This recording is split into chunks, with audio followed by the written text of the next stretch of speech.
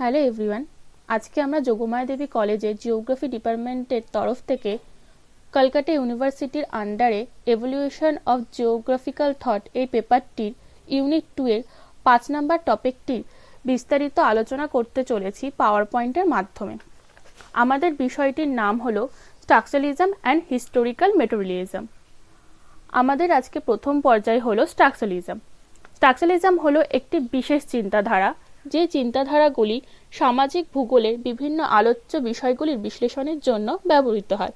স্ট্রাকচারালিজমে কিছু পলিসি এবং মেথডকে উপস্থাপনা করা হয় যা মানবিক বিষয়গুলির দৃষ্টি আকর্ষণ করে। স্ট্রাকচারালিজম কথাটি ফার্স্ট এডওয়ার্ড বি টেক্সটেনার ব্যবহার করলেও ফ্রেঞ্চ স্কুল অফ থটের হাত ধরে এর উৎপত্তি হয়। ফার্ডিনেন্দ দ্য সয়ার উনি ছিলেন একজন লিঙ্গুইস্টিক অর্থাৎ ভাষাবিদ। তিনি বিভিন্ন প্রকার ভাষা এবং ভাষা বলার ধরন নিয়ে গবেষণা করতে গিয়ে বুঝতে পারেন জীব, ঠোঁট, কণ্ঠ, মস্তিষ্ক, মনের ভাব প্রভৃতির সংমিশ্রণের ফলাফলই হলো ভাষা।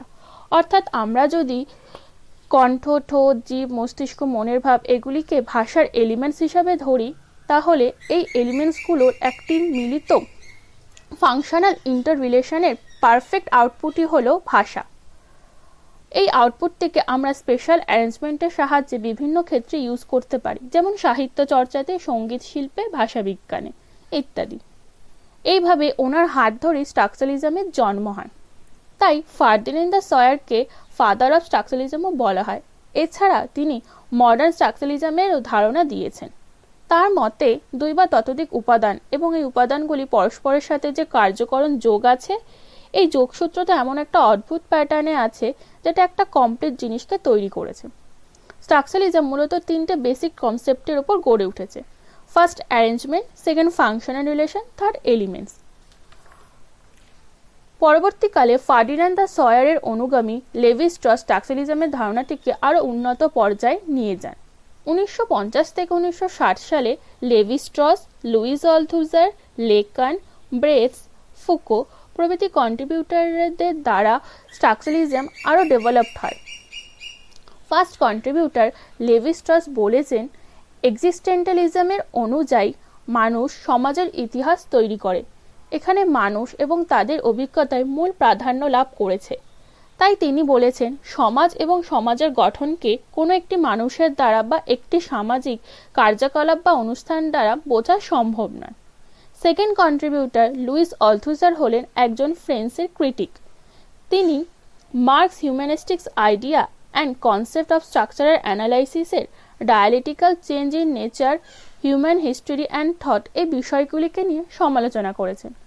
কন্ট্রিবিউটারদের বক্তব্য থেকে আমরা গঠনবাদের কিছু বৈশিষ্ট্য পেয়ে থাকি। প্রথম বৈশিষ্ট্য হলো স্ট্রাকচারালিজম হলো একটা প্রত্যক্ষবাদ বিরোধী চিন্তাধারা। গঠনবাদের সাথে গঠনগত সম্পর্ক জড়িয়ে আছে।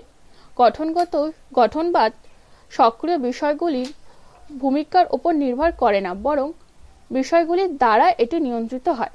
গঠনবাদ হলো এক শ্রেণীবদ্ধ আদর্শ ও প্রণালী, যা সাধারণভাবে ভাষাতত্ত্ব কিংবা ভাষাতত্ত্বের দর্শন থেকে উদ্ভূত। এছাড়া স্ট্রাকচারালিজম কনসেপ্টটিকে আমরা anthropology, sociology, Marxism, mathematics, history, human জিওগ্রাফির মতো বিষয়গুলিতেও এর ব্যবহার আমরা দেখতে পেয়ে থাকি। Now we are come to the basic tenets of structuralism. Structuralism is based on the belief that social processes and relations are the product of the structural interaction of different economic factors.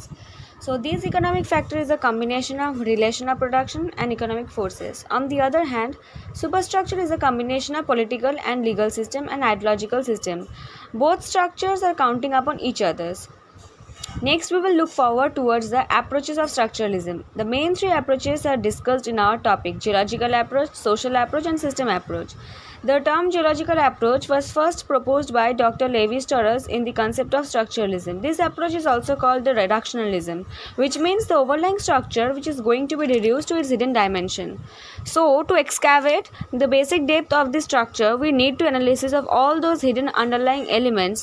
For example, Himalaya is a folded mountain, but the underlying elements which are responsible for the upliftment of Himalaya are very complex. So if we want to know the true origin of Himalaya, then we have to study the underlying elements and relation of these elements which are responsible for this huge phenomenal change on the surface of the earth. Next one is social approach. It is similar to the geological approach. For instance, space is a structure, but space cannot be operated automatically without any intervention. Thus, human activity is very common for activating space, and when human activity comes, economic factors are also linked with it. Therefore, human activity, economic factors are the two components which have their functional activities, and as a result, ultimate structure, which is space in our case, is formed. Next one is system approach. System approach cannot be explained singularly because it regulates with many other different components of a whole. For example, in linguistic system, grammar, sentence and tense cannot be worked individually or separately. They all work together to form a definite structure, which is language in our case. After the different approaches of structuralism, our upcoming topic is structural geography. Structuralism in geography mainly deals with the social and human aspect. The reflection of structuralism in human geography was found earlier in 1970s through the work of Marx's materialistic approach. Structuralism is an approach within geography which is characterized by the fact that the belief to understand the surface pattern of human behavior. It is necessary to have knowledge about the structures underlying them which produce or shape human actions. For example, a certain regions in the Netherlands want to attract more people to their regions.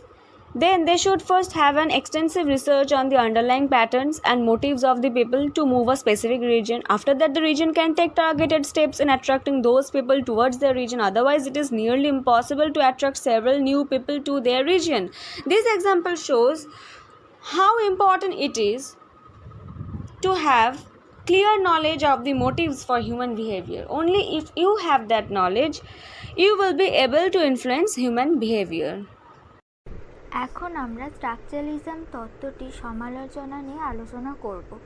1970 দশকের শেষ দিকে structuralism ধারণাটির বিভিন্ন পরিবর্তন লক্ষ্য করা যায় এবং 1980 দশকের শেষের দিকে একটি নতুন চিন্তাধারার উদ্ভব ঘটে, যা হলো পোস্ট স্ট্রাকচারালিজম।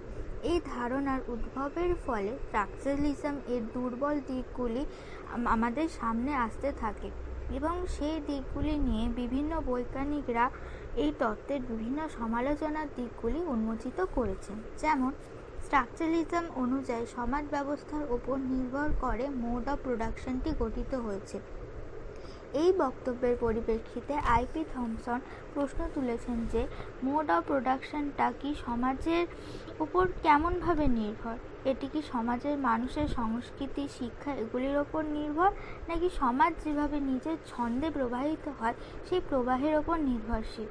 আবার স্ট্রাকচারালিজমের ধারণা অনুযায়ী সমাজ ও বা পৃথিবীতে যেসব ঘটনা ঘটে এগুলি সহজ সরল, যার গাঠনিক ব্যাখ্যা অর্থনৈতিক সম্পর্ক, উৎপাদন ব্যবস্থা ও শ্রেণীর মাধ্যমের দ্বারা দেওয়া সম্ভব। এইসব ঘটনাগুলি অর্থনৈতিক সম্পর্কের ঐতিহাসিক পরম্পরার সঙ্গে যুক্ত। কিন্তু এডওয়ার্ড থমসন এর মতামতে বলেছেন যে পৃথিবী বা সমাজে ঘটে চলা সব ঘটনাই অত্যন্ত জটিল। কেবল অর্থনৈতিক বা উৎপাদন ব্যবস্থার সম্পর্কের মাধ্যমে এর ব্যাখ্যা দেওয়া সম্ভব নয়। এই ঘটনাগুলি হঠাৎ বা আকস্মিকভাবেই ঘটে। ঐতিহাসিকভাবে এই ঘটনাগুলি যেমন ব্যাখ্যা করা যায় না, তেমনি পূর্বাভাসও দেওয়া যায় না। স্ট্রাকচারালিজম এর মার্ক্সীয় দর্শন অনুযায়ী সমাজ ব্যবস্থাকে তার অন্তরালে থাকা উৎপাদন ব্যবস্থার গাঠনিক প্রতিফলন হিসাবে মনে করা হয়। ডুকান ও লে এই বক্তব্যের সমালোচনা করে বলেছেন, সমাজ ব্যবস্থা উৎপাদনের আচরণবিধি অর্থাৎ এটি সংস্কৃতি ও আচরণের ওপর নির্ভরশীল। স্ট্রাকচারালিজম অনুযায়ী কোনো কিছুর পরিবর্তন কোনো একটি নির্দিষ্ট কারণেই ঘটে এবং কারণের একটি ফলাফল থাকে এবং এই কারণ ও ফলাফল পরস্পর সরাসরিভাবে সম্পর্কযুক্ত। তবে পিট এর সমালোচনা করে বলেছেন যে কোনো কিছুর পরিবর্তনের পিছনে কোনো নির্দিষ্ট একটি কারণ থাকতে পারে না, সেটির পিছনে অনেকগুলি কারণ থাকতে পারে এবং অনেকগুলি ফলাফল উৎপন্ন হয় যেগুলি সরাসরি বা পরোক্ষভাবে সম্পর্কযুক্ত। এই ধারণাগুলি প্রবর্তনের ফলে একটি নতুন ধারণার সৃষ্টি হয়, যেটি হলো পোস্ট স্ট্রাকচারালিজম, এবং এটি উৎপন্ন হওয়ার ফলে স্ট্রাকচারালিজমের সমালোচনাগুলি সৃষ্টি হয়েছে। So after completing the first part of our topic, structuralism, now we come to the second part of our presentation, which is historical materialism. Historical materialism is the result of material condition rather than ideals. It focuses on human societies and their development through history. History means time. This concept was first articulated by Karl Marx as materialist conception of history. Marx derives his conception basically from three traditions: German philosophy, French socialism, and British political economy. Though Marx never used the word historical materialism to describe this theory. Actually, the term first appeared in Friedrich Engel's 1880 work Socialism, Utopian and Scientific, to which Marx wrote an introduction for French edition. This concept was subsequently incorporated and adopted into several different varieties of Marxist political movement, such as Leninist, Stalinist, and Maoist varieties. Historical materialism looks for the causes of development and changes in human society in the means by which humans collectively produce the necessities of life. Now come two aspects of this theory. One, materialistic conception of society, which refers to economic infrastructure, and second is evolution of society, refers to social superstructure. And from this, Marx brings the notion of mode of production, which refers to the conception of society in terms of evolution from one stage to another. Material and economic factors have an important role in historical change. Factors of production and relation of production together creates means of production or economic base, which we told before. And this base works as a dominant component. Two elements of this base or economic base are: one, means of production indicates all the things we need to produce: land, factories, technology, labor. Second, relation of production, which indicates bourgeois and proletariat who controls production, the relationship between the owner and non-owners. Now comes to the second point, superstructure. Superstructure is constructed by depending on this basic structure. Social institutions such as family, education, law, religion, mass media, all of this comes under superstructure. Ultimately, Karl Marx says that when people became conscious of the state of conflict of this theory, they wish to bring an end to it, and this period is called period of social revolution. On the side, each stages will continue to go in the direction of destruction as long as communism is rich. Because the communist society is the ultimate solution to bring equilibrium in society and its all stages. Now we will analyze the social structure and evolution of the society according to Karl Marx. Historical materialism itself builds upon the idea of historical progression of society from one stage to another. According to Marx, historical changes is the result of constant struggle between the classes of the society. If we look close through the succession of society, we can see that in primitive era, the struggle was between organized and unorganized class. After that, the ancient society came. Here, the struggle was majorly between royal empire class and barbarian class. Later on, as era shifted, the struggle moved to aristocrat and bourgeois community. In the feudal society, the struggle was between landlord and land labor class, and lately, during capitalist era, the struggle is between entrepreneur class and the worker class. In this way, he analyzed that throughout the evolutionary period, in each era, only two major contrast class face this struggle. One who holds the power of the economy, that is ownership class. Another one who works in the production of economy, that is workman class. And within each era, workman class have been tremendously exploited by the ownership class. Like slaves were exploited during slave owning society, land laborers were exploited in feudal era, and workers get exploited in capitalist era. Therefore, to stop this injustice, Marx brings out his own ideal society, that is communist society. In this society, the power will remain in the hand of government. Everyone in society will have equality, justice, and can fulfill their potentiality. Next, we will look upon the historical materialism in geographical context. In geography, historical materialism attempts to make us understand the subjective relationship between space and existing political economical structure. Like, through this analysis, one can understand the issues such as poverty and underdevelopment prevailing in a certain section of society. Historical materialism also rejects the logical positivism and adopts the humanistic approach in geography, such as counting health, education, and life expectancy along with the economy in the Human Development Index of a nation. So, in a nutshell, we can say that this strategy in geography focuses more on the welfare of people in the society. এখন শুরু করছি objective of historical materialism. এখানে আমরা দেখতে পাচ্ছি প্রত্যেক সমাজ প্রত্যেক শ্রেণীর ওপর নির্ভরশীল, যেমন দরিদ্র ধনী। আমরা চাষি বা আমাদের যাদের কাজ করার ক্ষমতা আছে তাদের ওপর নির্ভরশীল। এখানে স্ট্রাকচার অ্যান্ড সুপারস্ট্রাকচার বলতে বোঝাচ্ছে সামাজিকভাবে আমাদের চাহিদা বলতে, যেমন আমরা প্রত্যেকটা শ্রেণীর ওপর নির্ভরশীল যে কোনো কিছুর স্বার্থে বা প্রয়োজনে। এক্ষেত্রে সোসাইটি পরস্পরের সঙ্গে যুক্ত, যেমন যে পূর্ব পরিচিত ঘটনাগুলি বর্তমান পর্যন্ত এসেছে এগুলি সব কিছুরই প্রমাণ রয়েছে। এগুলো অর্থাৎ এক একটি যোগসূত্র হিসেবে কাজ করছে। সময়ের সাথে সাথে বিরাট পরিবর্তন হচ্ছে অর্থনৈতিক সামাজিক দিক থেকে।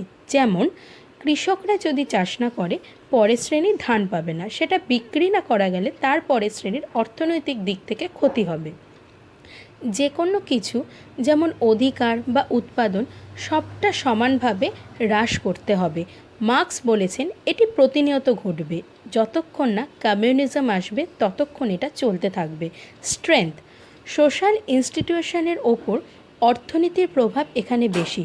সামাজিক গঠনে এখানে গ্রুপ হোক বা ইন্ডিভিজুয়াল হোক, প্রত্যেকের আইডিয়াকে সামাজিক গঠনের সাথে মিল করা হয়েছে। স্ট্রেংথের পাশাপাশি উইকনেস হলো ক্লাসিক্যাল মার্কসিজমের ওপর অতিরিক্ত দৃষ্টিপাত করেছে। এই তত্ত্বটি উৎস হিসাবে ইনইকুয়ালিটি, কনফ্লিক্ট এর ওপরই বেশি জোর দেওয়া হয়েছে।